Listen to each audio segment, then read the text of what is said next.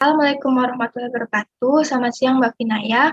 Saya Nina Amanda, NPM 60.2021-0053 dari kelas D Universitas Pancasila ingin mempresentasikan tugas mengenai desain penelitian eksperimen pada mata kuliah metodologi penelitian eksperimen. Jenis desain penelitian eksperimen ditentukan oleh bagaimana cara peneliti mengatur subjek ke dalam kondisi dan kelompok yang berbeda. Terdapat 3 jenis desain penelitian eksperimen, yaitu yang pertama ada pre-eksperimental.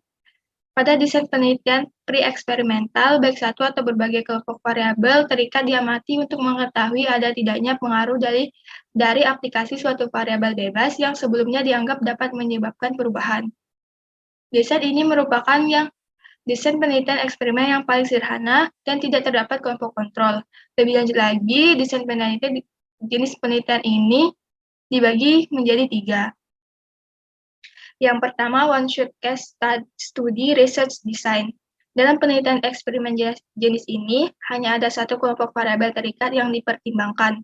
Penelitiannya dilakukan setelah memberikan beberapa perlakuan yang sebelumnya dianggap menimbulkan perubahan, sehingga desain ini merupakan suatu post-test studi. Yang kedua, one group pre-test post-test research design. Desain penelitian ini mengkombinasikan post-test dan pre-test studi dengan mengadakan suatu tes pada satu kelompok sebelum diberi perlakuan dan setelah diberikan perlakuan. Pre-test dilakukan pada awal penelitian dan post-test diberikan saat penelitian selesai. Yang ketiga ada status group compression. Pada desain ini, 2 atau lebih kelompok diberikan pengawasan, di mana hanya ada satu kelompok yang diberi perlakuan. Kelompok sisanya dibiarkan statis tanpa diberi perlakuan khusus.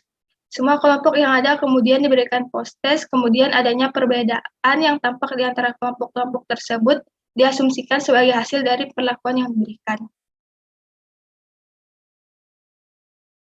Yang kedua ada desain penelitian quasi-eksperimental. Penelitian quasi-eksperimental memiliki kemiripan dengan true experiment research, tetapi tidak sama. Pada quasi-eksperimen, partisipan tidak dipilih secara acak, sehingga desain penelitian ini digunakan pada kondisi di mana randomisasi sulit atau tidak mungkin dilakukan.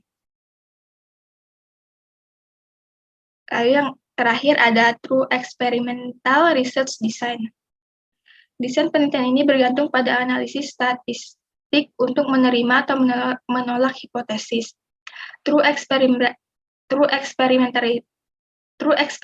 research design merupakan desain penelitian eksperimen yang paling akurat dan dapat dilakukan dengan atau tanpa pretest pada paling tidak 2 kelompok subjek variabel terikat yang dipilih secara acak. True experimental research design harus memiliki kelompok kontrol, variabel yang dapat dimanipulasi oleh peneliti, dan distribusinya harus secara acak atau random. Klasifikasi dari desain penelitian ini meliputi yang pertama ada the post-test only control group design. Desain ini memiliki subjek secara acak atau random dan dikelompokkan menjadi 2 kelompok, kontrol dan eksperimental. Dan hanya kelompok eksperimental yang diberi perlakuan. Setelah observasi mendalam, kedua kelompok diberi post-test dan suatu kesimpulan diambil dari perbedaan yang terjadi di antara kedua kelompok. Yang kedua ada the pre-test post-test control group design. Pada desain kelompok kontrol ini, subjek dipilih dan dibagi menjadi 2 kelompok secara acak. Kemudian kedua kelompok diberi pre-test, namun hanya kelompok eksperimental yang diberikan perlakuan khusus. Di akhir penelitian, kedua kelompok dari post-test untuk mengukur derajat perubahan di tiap kelompok. Lalu yang terakhir ada Solomon for Group Design. Desain ini merupakan kombinasi dari pre-test only dan pre-test post-test control groups. Pada desain ini, subjek yang telah dipilih secara acak atau random ditempatkan menjadi 4 kelompok. 2 kelompok pertama diuji menggunakan metode post-test only, sementara 2 kelompok yang lain diuji menggunakan metode pre-test post-test.